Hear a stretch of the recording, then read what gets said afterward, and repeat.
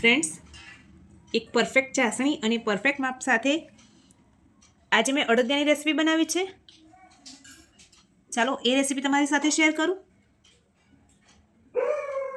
Hello friends, ભાવનાની રસોઈમાં હું તમારું સ્વાગત કરું છું. આજે હું તમારી સાથે ઠંડી સ્પેશિયલ અડદિયા પાકની રેસીપી શેર કરીશ. પહેલાં મેં મારી ચેનલ ઉપર અડદિયા પાક ગોળમાં બનાવેલો છે. આજે ખાંડની 1 તારની ચાસણી કરી અને આપણે અડદિયા બનાવીશું. તો એની માટે મેં 250 ગ્રામ અહીંયા અડદનો કરકરો લોટ આવે છે એ લીધેલો છે.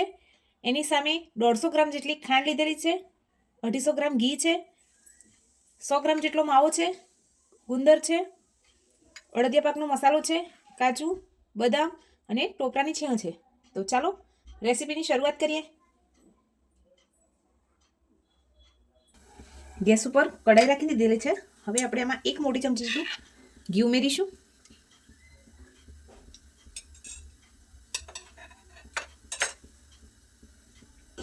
ઘી ગરમ થશે એટલે થોડો ગુંદર ઉમેરી આપણે એને તળી લઈએ.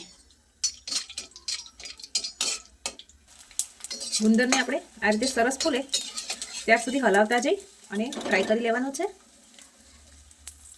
અલગ એક ડીશમાં નીકાળી લઈશું.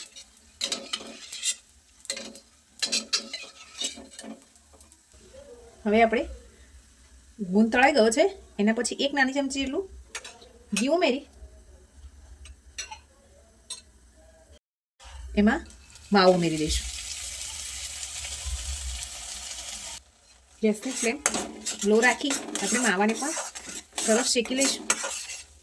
માવાથી અડદિયા એકદમ સોફ્ટ તો બનશે જ, પણ ટેસ્ટમાં પણ એકદમ સરસ લાગશે.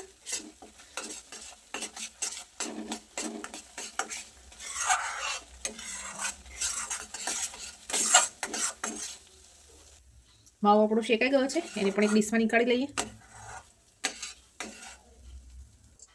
હવે આપણે કડાઈમાં બીજું ઘી ઉમેરી દઈશું. ઘી ગરમ થઈ જાય એટલે આપણે એમાં અડદનો લોટ ઉમેરી દઈશું. તમે આમાં દૂધ અને ઘીથી દાબો પણ આપી શકો છો. મેં અહીંયા ડાયરેક્ટ યુઝ કર્યો છે. હવે આને સરસ શેકીશું. કોઈ પણ વસાણા બનાવવા માટે ગેસની ફ્લેમ લો ટુ મીડિયમ રાખી એકદમ શાંતિથી જ કામ લેવાનું, જેથી આપણું વસાણું જે બનાવીએ એની ચાસણી અને એની રેસીપી પરફેક્ટ રીતે બનીને તૈયાર થાય. હજુ આપણે આમાં મિક્સ કર્યા પછી થોડું ઘી ઉમેરતા જઈશું અને લોટને સરસ મિક્સ કરતા જઈશું.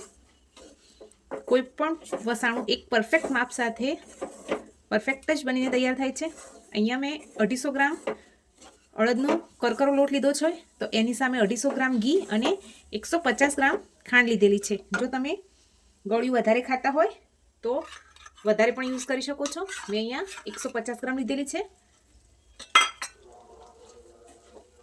હજુ આપણે આમાં ઘી ઉમેરીશું. જેથી આપણો કકરો લોટ જે છે એ સરસ રીતે શેકાઈ જાય. ગેસની ફ્લેમને સ્લો રાખીશું.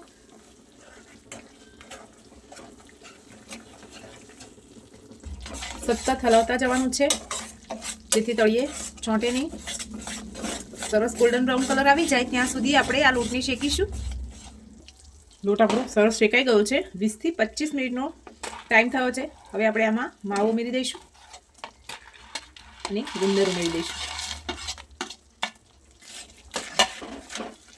ગેસની ફ્લેમને ઓફ કરી દઈશું. બધું સરસ મિક્સ કરી લઈએ.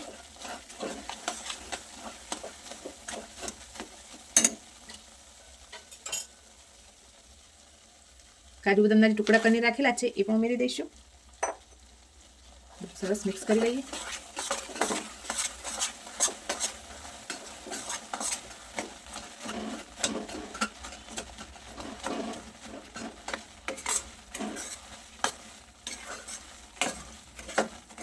લોટને શેકાતા કમસે કમ 20 થી 25 મિનિટ લાગશે, પણ ગેસની ફ્લેમને લો રાખીને જ સરસ લોટ આપણે શેકવાનો છે, જેથી લોટ આપણો દાજે નહીં અને સરસ રીતે શેકાઈ જાય.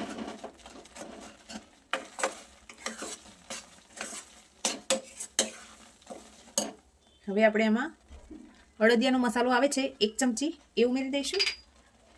2 થી 3 ચમચી ટોપરાની છીણ ઉમેરી દઈશું. હવે બધું સરસ મિક્સ કરી લઈએ.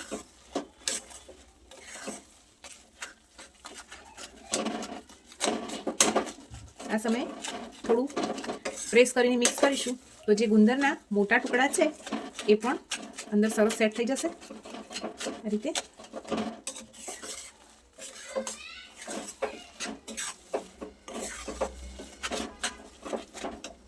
હવે આને એક સાઈડ ઉપર રાખી લઈશું.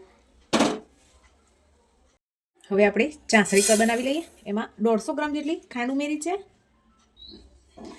એમાં થોડું પાણી ઉમેરી લઈશું. ગેસની ફ્લેમ ઓન કરી લઈએ. આપણે આમાં એક તારની ચાસણી કરવાની છે.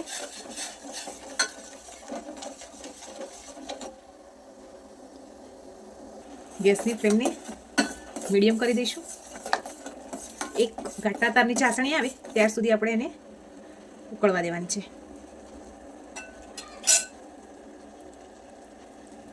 ફ્રેન્ડ્સ, હવે આપણી ચાસણી તૈયાર થઈ છે કે નહીં એ ચેક કરી લઈએ. આ રીતે હજુ થોડી વાર છે, હજુ એકાદ મિનિટ જેટલું કરી લઈએ.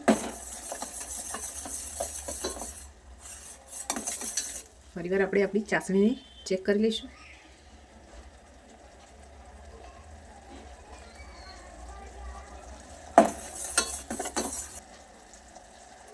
ફ્રેન્ડ્સ, આપણી ચાસણી તૈયાર થઈ ગઈ છે. તમે જોઈ શકો છો એક તારની ચાસણી કમ્પ્લીટ છે. હવે ગેસની ફ્લેમને ઓફ કરી દઈએ. ચાસણીને થોડી ઠંડી થવા દઈશું. હવે આને આપણે આમાં મિક્સરમાં ઉમેરી દઈશું. હવે બધું સરસ મિક્સ કરી લઈએ.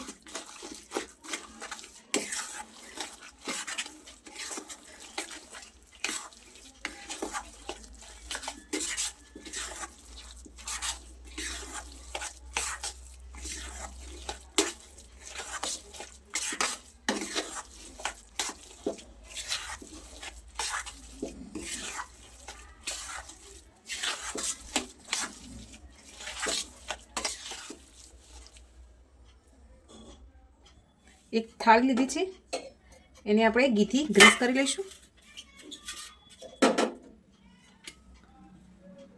હવે આપણે જે અડદિયા પાક તૈયાર કર્યો છે એને થાળીમાં ઉમેરી લઈશું.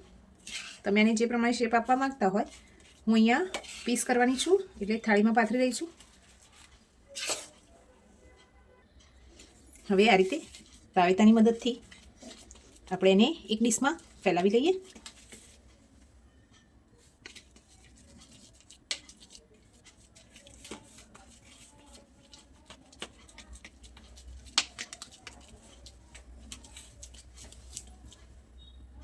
હવે આપણે એને થોડીક વાર માટે ઠરવા દઈશું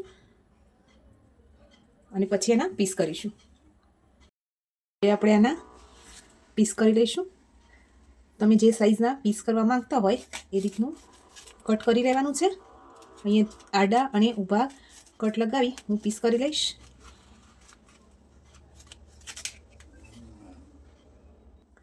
હવે આપણે આને સર્વિંગ પ્લેટમાં નીકાળી લઈશું. ફ્રેન્ડ્સ, આપણા અડદિયા બનીને તૈયાર છે. તમને મારી આ ડિટેલ રેસીપી કેવી લાગી છે એ મને કમેન્ટ કરવાનું ભૂલતા નહીં. અને તમે મારો વિડીયો ક્યાંથી જુઓ છો એ પણ મને કમેન્ટ કરજો.